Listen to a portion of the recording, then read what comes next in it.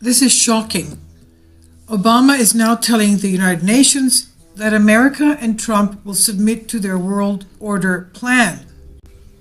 Obama, in his speech before the UN General Assembly, called on world leaders to work together in order to capture a global world order. The new world order, the global world order. He also criticized those who seek a simple rejection of this global integration.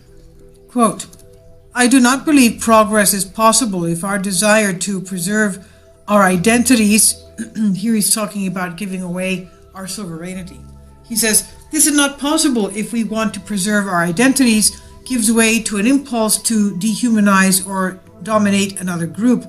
If our religion leads us to persecute others of another faith, if we jail or beat people who are gay, if our traditions lead us to prevent girls from going to school, if we discriminate on the basis of race or tribe or ethnicity, then the fragile bonds of civilization will fray.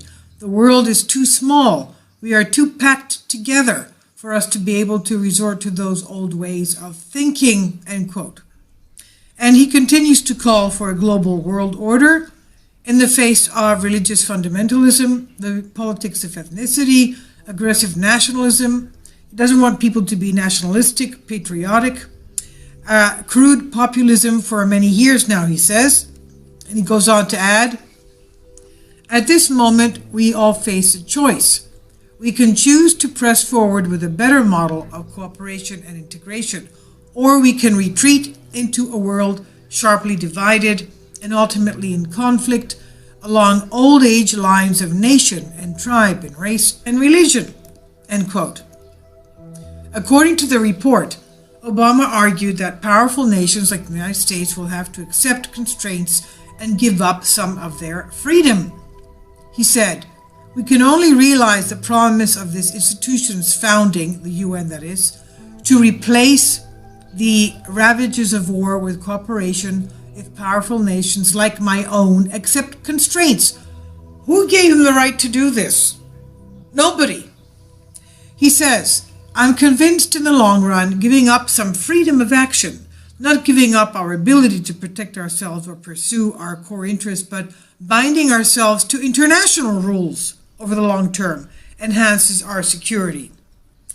So that means that the U.S. Constitution goes out the window.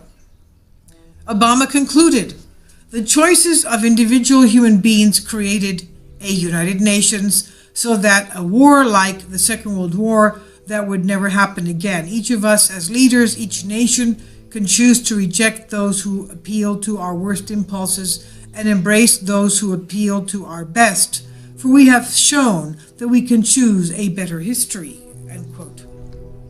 So what should we do now to Obama as he's offered the United States to the United Nations to accomplish their globalist takeover with the New World Order?